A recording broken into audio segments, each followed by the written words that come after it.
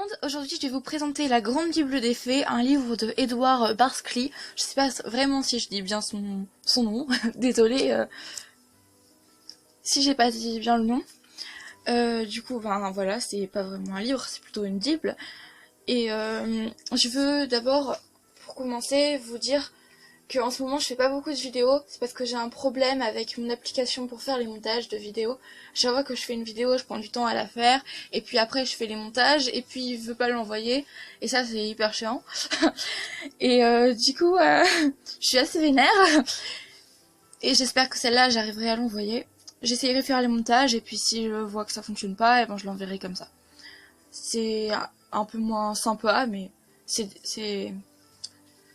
mais voilà. Désolée. Du coup, je vous ferai voir. D'abord, je vais vous faire voir les images et tout ça qui est dans le livre.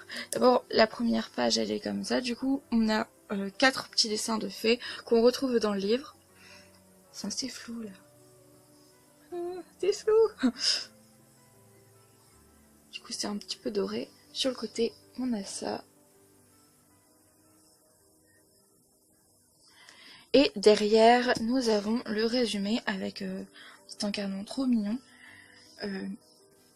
Voilà, je fais en zoom comme ça pour ceux qui voudraient voir le vieux résumé, vous pouvez faire pause. Nous avons aussi un petit marque-page pour marquer du coup la page, hein, lol, où on s'est arrêté. Nous avons bien sûr le titre. Une histoire qui dit comment faire pour entrer au pays des fées. Nous avons le sommaire, comme chaque livre. J'ai été assez choquée de voir que le sommaire était au début. Je sais, c'est un peu con, mais voilà. Du coup, nous avons le titre de tous les trucs avec un mignon petit dessin. Et nous avons bien sûr le numéro de la page où nous trouvons ça. Par exemple, là, nous avons le titre d'une sorte de... comme dans une partie, et dans la partie, il y a plusieurs choses.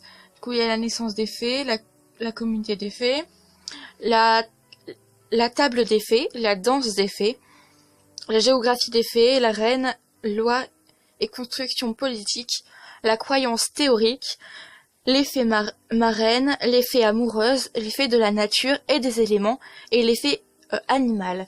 Et ça, c'est tous les chapitres. Et à chaque fois, il y a plusieurs petits trucs à l'intérieur, il y a plein d'histoires.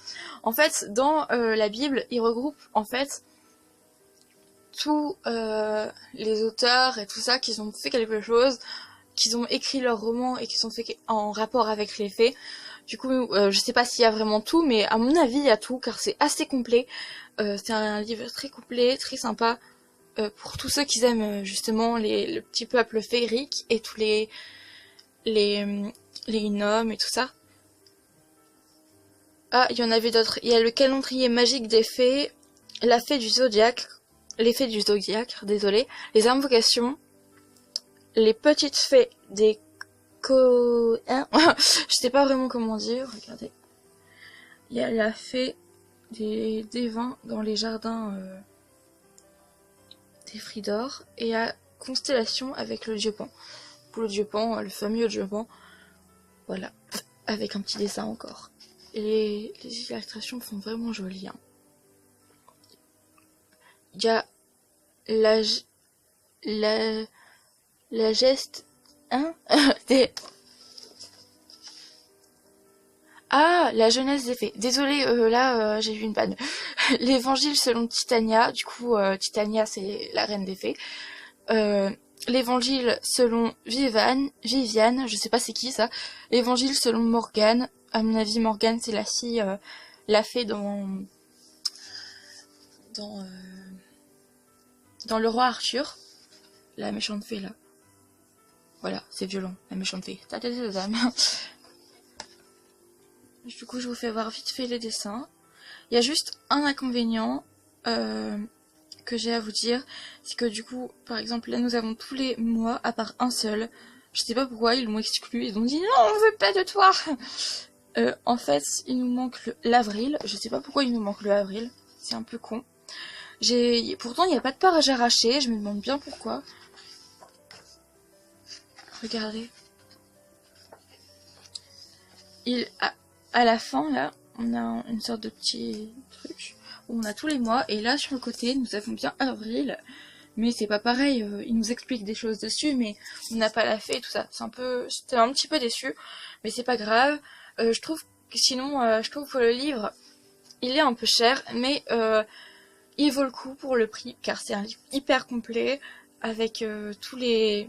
Enfin, pour ceux qui aiment les fées, c'est vraiment l'idéal, quoi. Des bordures et tout, avec des couleurs, c'était magnifique. Regardez, derrière les pages, il y a des dessins. C'est vraiment magnifique. Voilà. J'ai pas beaucoup de vidéos sur les livres. Là, je vous ai fait une vidéo sur les livres. Mais j'ai trouvé ça un peu con que je vous en faisais pas, parce que les livres c'est un petit peu ma passion, et du coup je me suis dit bah pourquoi pas. Et de base je voulais vous faire une vidéo sur un livre qui s'appelle Cœur d'encre, que je vous ferai bientôt, enfin le plus tôt possible quoi, si j'y arrive. Mais c'était une vidéo que j'avais fait le montage et ça fonctionnait pas, alors je l'ai refait, ça répondait, alors voilà. Désolée. Du coup je referai la vidéo et je vous dirai tout ce que je pense sur ce fameux bouquin qui s'appelle Cœur d'encre. Voilà, voilà. Du coup en ce moment je vais faire plus de livres sur les livres, enfin de vidéos sur les livres, et bien sûr je ferai toujours des ouvertures de colis, ben comme avant, mais en ce moment je fais plus sur les livres, parce que j'ai beaucoup de livres à vous présenter, car voilà, j'adore les livres. J'espère que cette vidéo vous aura plu, et j'espère que j'ai été utile, et que ben, du coup ça vous a servi à quelque chose cette vidéo. Merci de l'avoir regardée jusqu'à la fin, et gros bisous, je vous dis au revoir pour la prochaine vidéo.